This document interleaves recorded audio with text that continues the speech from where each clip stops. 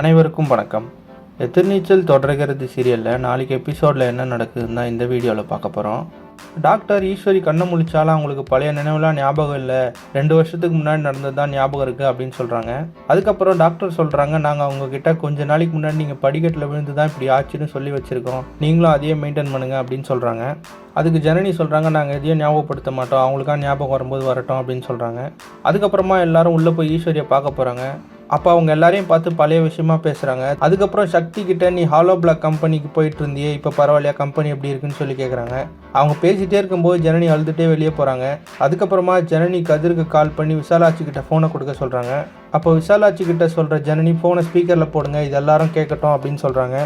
ஜனனி சொல்கிறாங்க, இது எத்தனை பேருக்கு நல்ல செய்தின்னு தெரியல, எத்தனை பேருக்கு அதிர்ச்சியான செய்தின்னு தெரியல, ஈஸ்வரியக்கா கண்ணு முழிச்சு வந்துட்டாங்க அப்படின்னு சொல்கிறாங்க. இதை கேட்ட விசாலாட்சிக்கு ரொம்பவே சந்தோஷம். அப்போ ஜனனி அவங்களுக்கு 3-4 வருஷமாக நடந்த எதுவுமே ஞாபகம் இல்லை அப்படின்னு சொல்கிறாங்க. அப்போ அங்கே வர ஈஸ்வரி, நானும் பேசணும் அப்படின்னு சொல்கிறாங்க. அப்புறம் ஃபோனை வாங்குற ஈஸ்வரி, நான் அவர்கிட்ட பேசணும் அப்படின்னு சொல்கிறாங்க.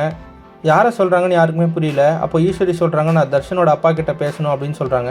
அதை கேட்ட உடனே எல்லாருக்கும் பெரிய ஷாக்கு. அப்புறம் ஆதி குணசேகரன்கிட்ட ஈஸ்வரி பேசுகிறாங்க. தர்ஷனுக்கு காலேஜ் ஃபீஸ் கட்டிட்டீங்களா அப்படின்னு சொல்லி கேட்குறாங்க. அவங்க பழசு எல்லாத்தையும் மறந்ததை நினச்சி ஆதி குணசேகரன் சிரிக்கிறாரு. அப்போ ஆதி குணசேகரன் சொல்கிறாரு, அதெல்லாம் பண்ணிடலாம், நீ எப்போ வீட்டுக்கு வர அப்படின்னு சொல்லி கேட்குறாரு. அதுக்கு ஈஸ்வரி, சீக்கிரமாக வீட்டுக்கு வந்துடுவேன் அப்படின்னு சொல்கிறாங்க.